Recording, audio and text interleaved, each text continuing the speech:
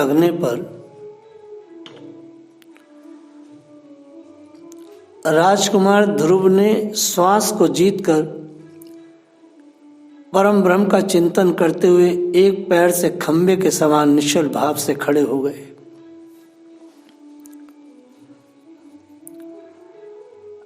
और सब ओर से उन्होंने अपने मन को खींच लिया। यहां तक कि जो शब्द आदि विषय और इंद्रियों के नियामक जो मन था उसको खींच के अपने श्वास को उन्होंने रोक लिया। जब श्वास रोक लेते हैं तब ना तो नाम जप हो सकता है न स्मरण, बस एकदम व्यक्ति गहरे आयाम में डूब जाता है जो आनंद कोश है। और ध्रुव जी ने यही किया।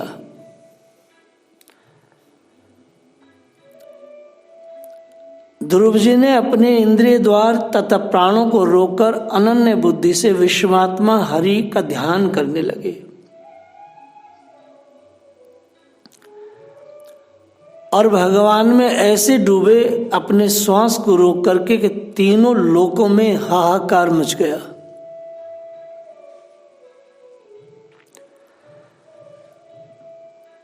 देवता भयभीत हुए कि कैसे क्या हो रहा है। महावेष्टम बालम तपसु दुरत्यः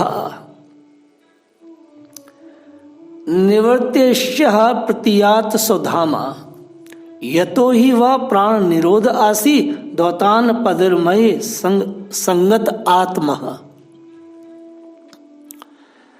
भगवान ने कहा, देवताओं तुम डरो मत, ये उत्तानपाद का पुत्र ध्रुव अपने चित्त को मुझ विश्वात्मा में लीन कर चुका है।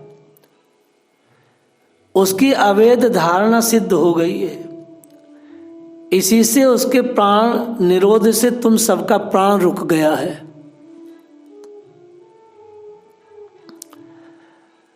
तुम अपने अपने लोकों को जाओ, मैं उस बालक को इस दुस्तर तप से निवृत्त कर दूंगा। इस बात को समझने के लिए छोटा सा उदाहरण दे रहे हैं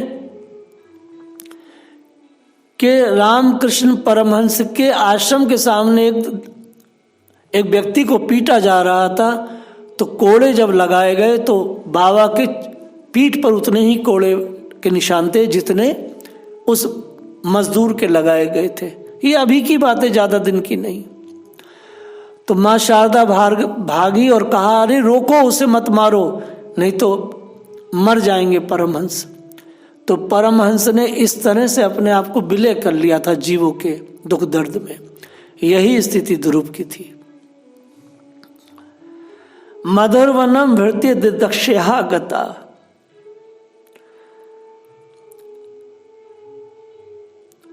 भगवान ने देखा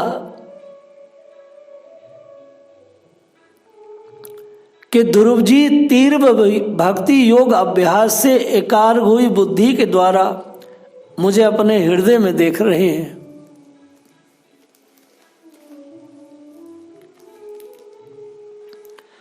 भगवान जाकर के खड़े हो गए। मंद मंद भगवान मुस्कुरा रहे हैं। जिस प्रकार सच्चा वैष्णव ठाकुर जी के दर्शन के लिए आतुर होता है, उसी प्रकार सच्चे भक्त के दर्शन के लिए भगवान भी आतुर होते हैं। ध्रुव जी के समक्ष भगवान नारायण प्रकट हुए, किंतु ध्रुव जी ने आंखें नहीं खोली। भगवान ने सोचा कि इस तरह तो मैं कब तक खड़ा रहूंगा। ध्रुव जी के हृदय में जब तेजो में प्रकट स्वरूप था, ठाकुर जी ने उसे अंतर ध्यान कर दिया। अब तो ध्रुव जी व्यथित हो गए, सोचने लगे वह दिव्य स्वरूप कहाँ आदर्श हो गया जो अभी तक मेरे हृदय में था। ध्रुव जी ने आंखें खोली तो अपने सामने चतुर्भुज नारायण को देखा।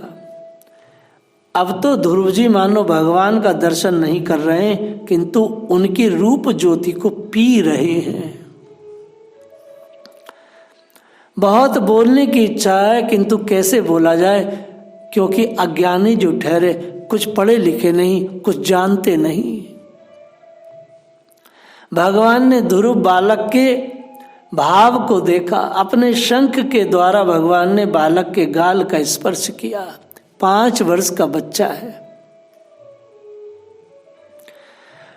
उनके मन में सरस्वती जागृत हो गई। ध्रुव जी स्तुति कर रहे हैं। यो अनंत प्रवश्य मम वाच मिमा प्रसुप्ता संजीव यत्याखिल शक्तिधर स्वधामना अनश्य हस्त चरण श्रवण तो गादीन पणन नमो भगवते पुरुषाय तुभ्यम। प्रभु आप सर्वशक्तिमान हैं, आप ही मेरे अंतकरण में प्रवेश करके अपने तेज से मेरी सुषुप्ति वाणी को चेतना युक्त करते हैं। मेरे हाथ पैर कान त्वचा आदि अन्य इंद्रियों प्राणों को चैतन्य देते हैं। ऐसे आप अंतर्यामी भगवान की मैं वंदना करता हूँ, मेरी बुद्धि में प्रविष्ट होकर। उसे सत्कर्म की प्रेरणा देने वाले प्रभु को मैं बार बार वंदन करता हूँ। कितना दुर्लभ और दिव्य श्लोक है। एक एक इंद्रिय और प्राण का चैतन्य तो भगवान ही करते हैं। आप देखो, कोई सी भी इंद्रिय कर्मेंद्रिय काम करती है तो भगवान के चैतन्य से ही करती है। भगवान यदि बुद्धि में प्रविष्ट होते हैं तभी सत्कर्म मनुष्य करता है, ये तो बात पक्की है। आपका कृतज्ञ आपको कैसे भूल सकता है प्रभु? जो आपकी स्तुति नहीं करता वह सचमुच कृतधन्य है। आप तो मनुष्य को जन्म मरण के चक्र से मुक्त करते हैं। आपको कामादि विषयों की इच्छा से भजने वाला मूर्ख है। आप तो कल्प वृक्ष हैं, फिर भी वे मूर्ख जन देह उपभोग के हेतु ऐसे सुखों की इच्छा करते हैं जिन सुखों के कारण ही प्राणी को नरक लोक में जाना पड़ता है। ध्रुव जी भगवान की बड़ी सुंदर स्तुति कर रहे हैं। जब आप कृपा करेंगे तभी ये जीव आपको पहचान सकता है। आपकी कृपा प्राप्त होने पर भी जीव आपका दर्शन कर सकता है, आपको प्राप्त कर सकता है। ये सच्ची बात है, बिल्कुल सच्ची बात है, सोना न पक्की बात है। मात्र साधन से ईश्वर का दर्शन नहीं होता। कृष्ण कृपा साध्य है, साधना साध्य नहीं है। किंतु इसका अर्थ यह नहीं है कि हम साधन ना करें। साधना तो अवश्य करनी है, किंतु साधना पर विश्वास नहीं करना है, अभिमान नहीं करना है। साधना तो करनी ही है। साधना करते करते थका मांदा जीव जब रो पड़ता है तब भगवान कृपा करते हैं। उपनिषद में कहा गया है, मैं श्लोक बार बार बोलता हूं, न आत्मम प्रचनेन लभ्यो न मेध्या न बहुना श्रुतेन यमे वेशे वरुते तेन लभ्य यस्य आत्मा वरुते तनुस्वाम। यह आत्मा न तो वेद अभ्यास से मिलती है, न तो बुद्धि चातुर्य से मिलती है, और न तो कोई शास्त्रों के श्रवण से मिलती है, न बहुत कथा कहने से मिलती है। किंतु जिसका वह वर्णन करती है उसी का उस आत्मा की प्राप्ति होती है। आत्मा उसी को स्वदर्शन कराती है। न आत्मा प्रश्नेन लभ्यो न मेध्या न बहुना श्रुतेन। न बहुत सुनने से, न कहने से, न शास्त्रों के अनुशीलन से।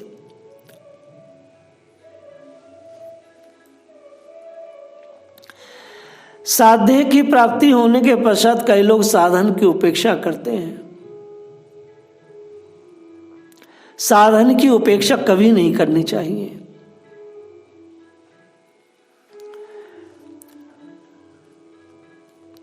तुकाराम जी को प्रारंभ में सत्संग की आज्ञा मिली है, जप करने की आज्ञा मिली है, भगवान की सेवा की आज्ञा मिली है। लेकिन तुकाराम और पांडुरंग में द्वैत भाव नहीं है, फिर भी वे भजन करना नहीं छोड़ सकते।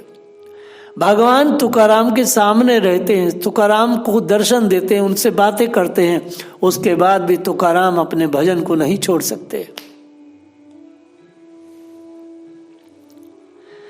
क्योंकि वो आदत से मजबूर जो हैं, उन्हें उन्नत स्थिति पर पहुंचाकर भी, ऐसी उन्नत स्थिति में भक्त अगर पहुंच भी जाता है तब भी वह अपने भजन का त्याग नहीं करता। भक्ति जब आदत बन जाए तो बेड़ा पार है। ध्रुव जी कहते हैं, भगवान आपके दर्शन प्राप्त करने के पश्चात भी सच्चे ज्ञानी भक्तजन आपकी भक्ति नहीं छोड़ सकते, आपका स्मरण नहीं छोड़ सकते। जरा विचार करो, कोई सुखदेव जी से कहे कि आप राधा कृष्ण का ध्यान छोड़ दो तो वो छोड़ देंगे? एक पल नहीं छोड़ेंगे। रूप सनातन इत्यादि यह इतने विशेष महात्मा क्या ये ठाकुर जी का चिंतन और स्मरण छोड़ सकते हैं? कदापि नहीं छोड़ सकते। ध्रुव जी ने सुंदर स्तुति की है, नाथ आपके लाडले भक्त आपका दर्शन करते हुए, स्मरण करते हुए आपकी कथा करें तब वह सुनने का सुयोग मुझे देने की कृपा करें। वह आनंद योगियों के ब्रह्मानंद से भी श्रेष्ठ है। ध्रुव कुमार ने विद्वानों की कथा सुनने की इच्छा व्यक्त नहीं की है, उनकी तो इच्छा है जिनका हृदय कृष्ण प्रेम के रस से में लीन हो रहा हो। ऐसे लाडले भक्तों की कथा मुझे सुनने का दुर्लभ अवसर मिलता रहे। ज्ञानी की कथा और भक्त हृदय की कथा में अंतर है। भागवत के प्रथम टीकाकार श्रीधर स्वामी को इस श्लोक का अर्थ करने में कुछ कठिनाई हुई है।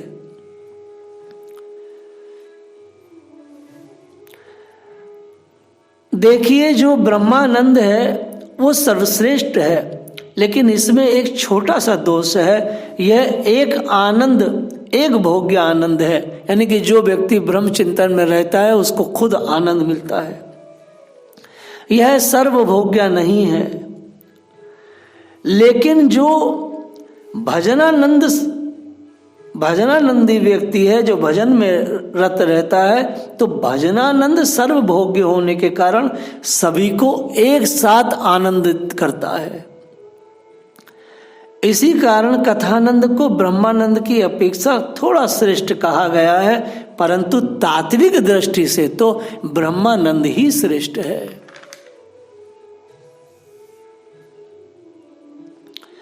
ब्रह्मानंद एक ही व्यक्ति को आनंदित कर सकता है जो समाधि में लीन योगी है, लेकिन आनंद जो योगी को मिलता है वह आनंद दूसरे उसके आसपास के सेवकों को नहीं मिल सकता है।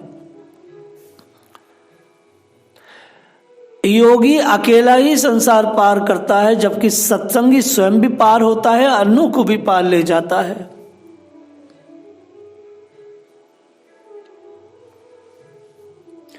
ध्रुव जी ने प्रभु को इतनी सुंदर स्तुति से रिझाया, भगवान बड़े गदगद हैं। प्रभु ने ध्रुव जी से कहा, मैं तेरी भक्ति से प्रसन्न हुआ हूं, तू मुझसे चाहे जो मांग सकता है।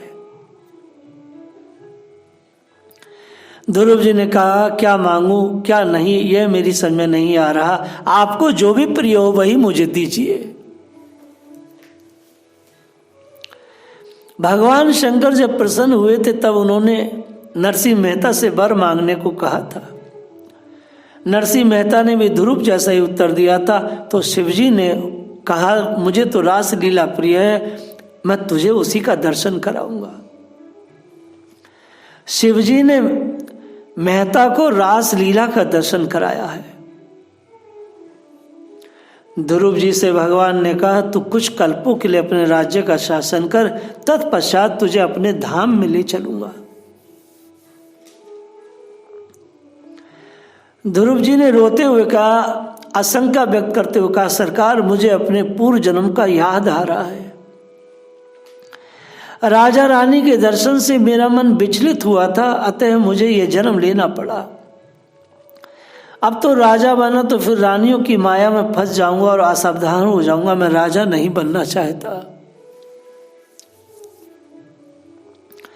प्रभु ने कहा, तू चिंता ना कर, ऐसा कभी नहीं होगा।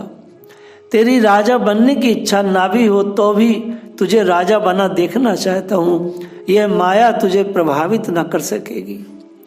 मेरा नियम है, जो मेरा पीछा करता है मैं भी उसी का पीछा करता हूँ। मैं तेरी रक्षा करूँगा। छोटे बच्चे को चाहे आनंद ना होता हो, किंतु माता को तो इसका श्रृंगार करने का आनंद मिलता ही है। मैं जगत को ये दिखाना चाहता हूं कि जो व्यक्ति मेरा हो जाता है उसे लौकिक और अलौकिक दोनों प्रकार के आनंद प्रदान करता हूं। मैं अपने भक्तों को अलौकिक सुख के साथ साथ लौकिक सुख से भी लाभान्वित करता हूं। वास्तव में बात तो पक्की है। शबरी और बीरा जैसा अटल भक्ति भाव होने पर भगवान कहते हैं, मैं रक्षा करता रहूंगा।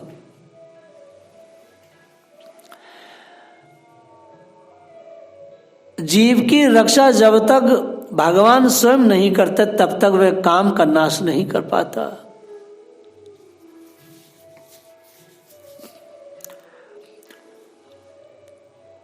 श्री राम ने जिसकी रक्षा की है वह कभी कामंद नहीं हुए। यह बात तो भुसंडी जी ने गरुड़ जी से कही है।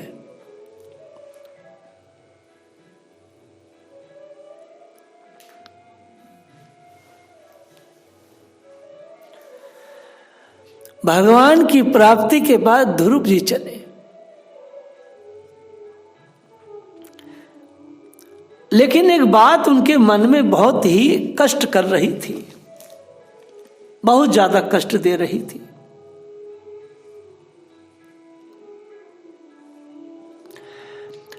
ध्रुव जी ने भगवान को प्राप्त तो किया, परंतु उनके मन में बहुत ही कष्ट था, विक्षेप था। क्या विक्षेप था?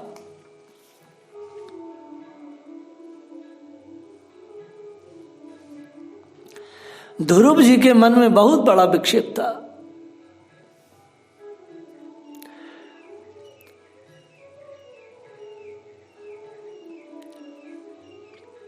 भगवान ने उनको इतना कुछ दिया मगर उनके मन में कुछ भी नहीं था। प्रभु की चरण सेवा से संकल्पित वस्तु प्राप्त हो जाने के कारण यद्यपि ध्रुव जी का संकल्प तो निवृत्त हो गया, किंतु उनका चित्त विशेष प्रसन्न नहीं हुआ। फिर भी वे अपने नगर में लौट आए।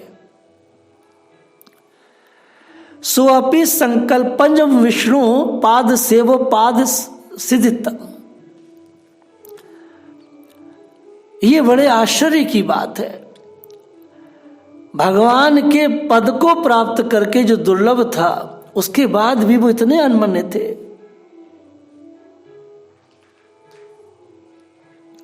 उनके मन में विक्षेप था।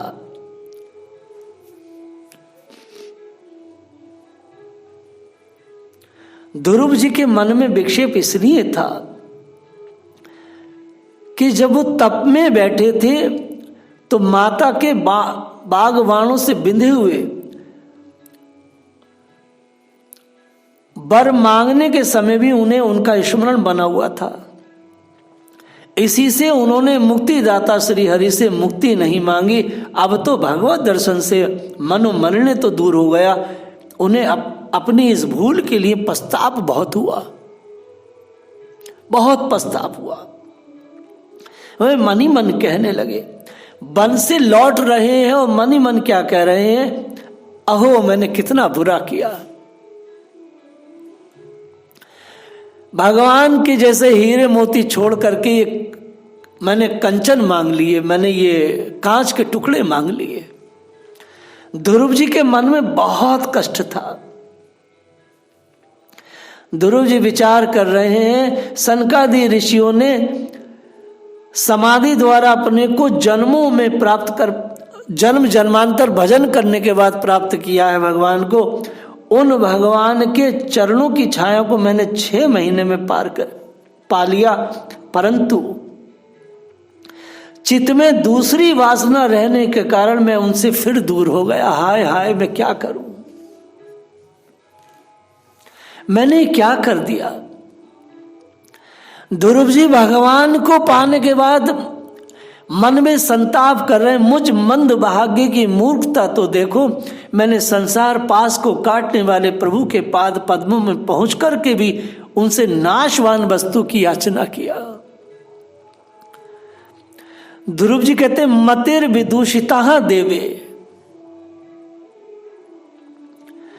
देवताओं को स्वर्ग भोग के पश्चात फिर नीचे गिरना होता है, इसलिए मेरी भगवत प्राप्ति रूप उच्च स्थिति को सहन न कर सके, उन्होंने मेरी बुद्धि को नष्ट कर दिया। मतिर विदूषिता देवे, देवताओं ने मेरी बुद्धि बिगाड़ दी।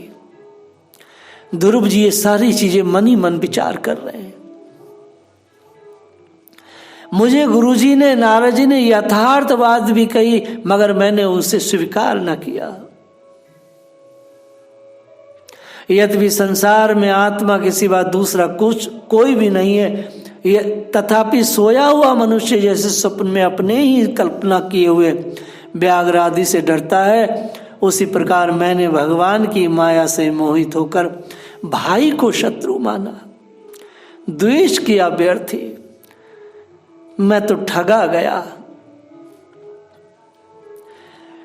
मैंने भगवान से तपस्या के द्वारा जो कुछ मांगा वह सब व्यर्थ है, ठीक उसी तरह जैसे गातायु पुरुष के लिए चिकित्सा व्यर्थ है।